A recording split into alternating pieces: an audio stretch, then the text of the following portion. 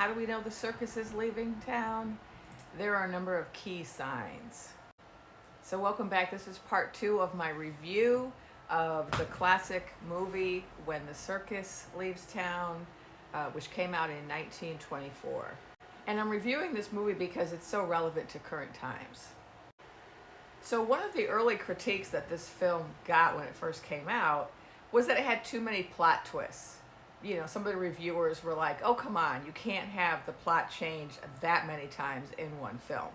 And people were like, watching the film like, oh my God, really? Is that going to happen? No, again? Oh my God, what?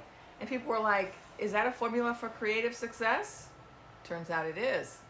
I mean, it's very entertaining for some people to see all of those plot changes. Also, it's a thriller, so keep in mind that with thrillers, you want to keep people on the edge of their seat. You want them to be afraid at all times. You want them to not know what's going to happen next.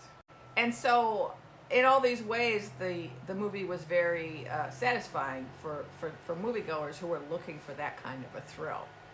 And you know, it's like a horror flick, but it was a mixed genre film because it had elements of like mystery, detective story. It had elements of horror. It had, populist themes. It was a really interesting film, very unusual, unique film.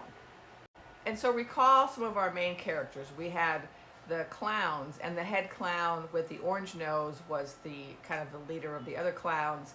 And then we had several other clowns who were also prominent characters in this story.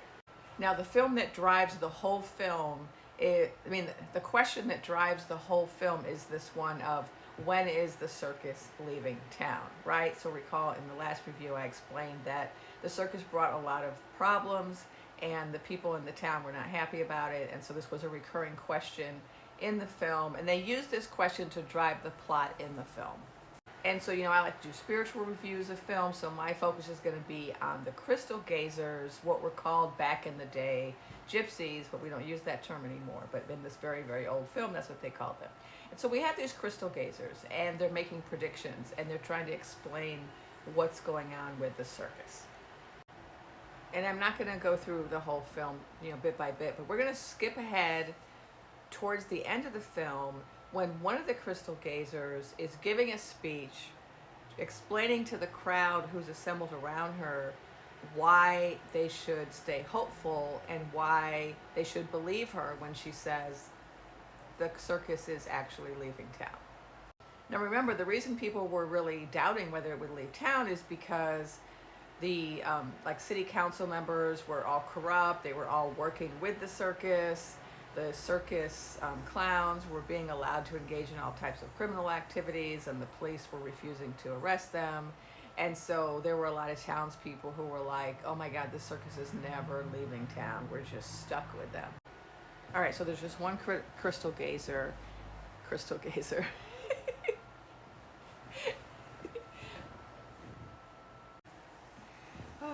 Sometimes the terms are funny, even to me. So the crystal gazer, there's just one crystal gazer who's giving a speech at this kind of penultimate moment in the film and explaining to the crowd why they should believe that the circus is leaving town. And so she starts to enumerate all of these reasons why they should believe this. So let's see if I can remember this correctly, what she enumerated. But there was a couple.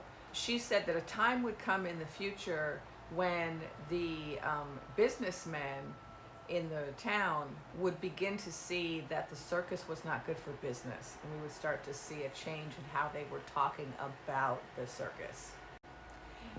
And she said, and this is happening. And then she said she had also predicted that there would come a time when the city officials would begin to realize that the circus was working against their own interests, their own political interests, their own re-election interests, etc. And then we saw this happen. And she said there will come a time when all the most famous artists in the land, all of the jugglers and actors and singers and dancers, all the celebrities of our time would start to speak out against the circus. And they saw that, yes, that is happening. And now remember in this scene when the crystal gazer was saying this, that she wasn't the only one. Like, she had this crowd. And remember the camera panned out and it showed all of these other crystal gazers who had crowds around them and were saying similar things. And then in the subsequent scene, the camera pans out over this huge crowd of parade people, people who are in parades holding signs, and they're marching all the way around the circus. And throughout the film, we see that these parades keep getting bigger and bigger and bigger. So at the beginning, there's just a few people in a parade, and there's a bigger one, and then by the end of the film, the parades are so big that they're much, much bigger than the entire circus. So my analysis of the film: why did it have so many villains? Why did the villains get away with enacting all these crimes against all of these innocent people? Why did so many people collaborate with them in different forms of corruption? You know, the city council, the businessmen, the judges. Like, why were all these people collaborating? And why were, like, all of the other people in the circus who weren't even clowns, why did they all support the clowns? And I think the reason that the story was told this way in the film is because it supports the final conclusion of the film. Because at the very end of the film, what we see is that the circus does indeed leave town. And not only do they leave town, but they leave town in disgrace, with their heads, bowed, and with some of them in shackles. And we see the destruction of the entire circus structure. And we also see proclamations come out about there shall never be another circus that's allowed to come into town and stay for this amount of time. We will never allow clowns to engage in the following behavior. We will never allow businessmen and city council members to collaborate with clowns and circuses. Like, at the end of the film, all of these things happen.